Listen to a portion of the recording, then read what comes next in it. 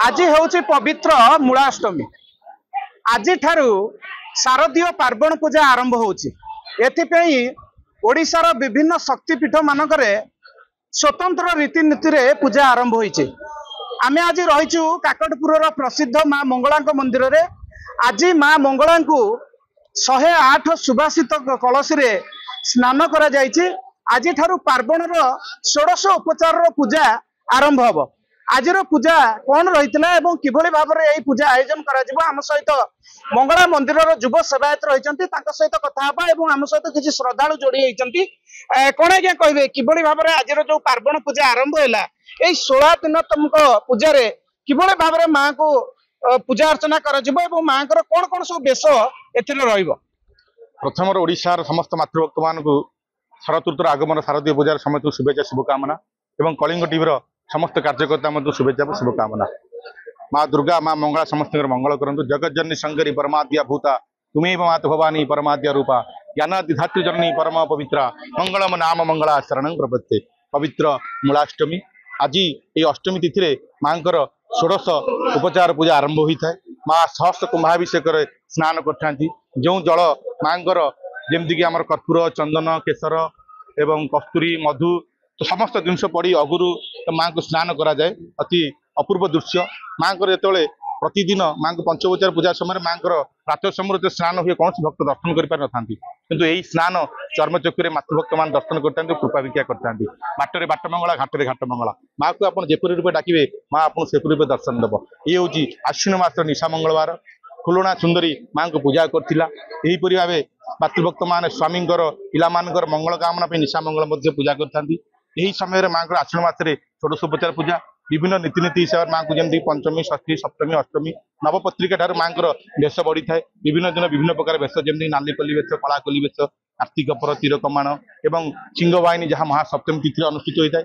महाअष्टमी माँ महिषामर्दिनी वेश और नवमी माँ शांति वेश एथर विश्राम पड़ुअछि। जो विश्राम तिथि माँ पाखे एक अलौकिक भोग लगी हुए जहाँ दही पखाल भोग लगी होता है जहाँ भक्त मैंने प्रत्येक सेवायत परिवार भोग लगे भक्त मान वितरण करते प्रसाद पाई भक्त मैंने आनंद उल्लास सहित घर को प्रत्यावर्तन करते माँ को दर्शन करते। निश्चित भाव में दिन 16 दिन पूजार सारणी भाईना आमको कहते आम सहित जड़े माँ रही दूर आसती माँ कौन कहे आज दिन में किभली माँ को आज दर्शन कले माँ को 108 गरारे जो स्नान करागला किभली से दृश्य को अनुभव कले।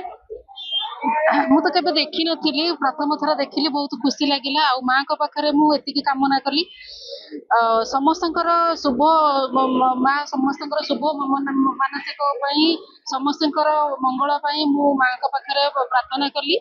आम देशर आम देशर आम ओडिशावासी आम राज्य आम समस्तंकर सबू समस्तंकर मंगल हो समस्ते उन्नति समस्तंकर हो समस्ते उन्नतिर अग्रसर हुंतु एटा माँ का पाखरे मोर कामना थिला।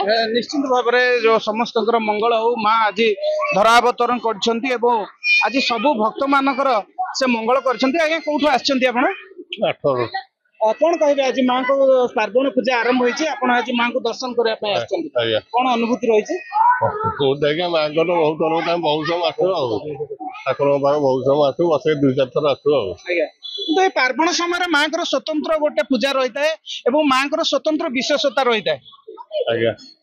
निश्चित भाव में आपण मैंने शुणी पारे आज काकटपुर प्रसिद्ध माँ मंगला मंदिर में जो भाव में पार्वण पूजा आरंभ होती माँ को स्वतंत्र भाव में 108 कलसी जल स्नान कही रखा चाहिए जे प्रत्येक वर्षर सबु समय माँ को स्नान निबुज कोठरी भितर रही है मंदिर पहड़ होता है किंतु आज गोटे दिन आज सर्व सम्मुख समस्त भक्त माने यही माँ को स्नान बेश को दर्शन करते स्नान जो 108 कलश जल लगी होता है तार गोटे स्वतंत्र कूप रही से कूपर यही जल को सेवायत माने आनी था अधिवास करा जाय थाए सितरे सुगंधित द्रव्य मान मिसी माँ स्नान करिथाए माँ यही स्नान को महास्नान कह जाए एवं आज जिते महास्नान सरीज माँ 1600 उपचार पूजा बसिब स्वतंत्र कलश स्थापन करा अखंडल दीप को स्थापन करा प्रत्यह दैनिक चंडीपाठ करा एवं माँ को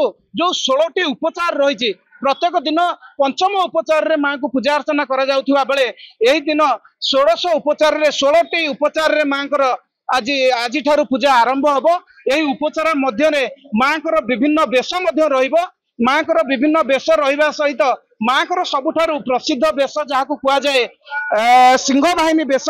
एही सिंह बाहिनी वेश को दर्शन करबा पई राज्य एवं राज्य बाहर हजार हजार लोक एकाठी होती एवं एथिपाई मंदिर प्रशासन पक्षर समस्त प्रस्तुति आयोजन करा जायछि। निश्चिंत भाव में माँ यही पार्वण ऋतु आरंभ में माँ सुपरिचालन रे बा माँ स्वतंत्र पूजा रीति रे समस्त व्यवस्था करा जाउछि।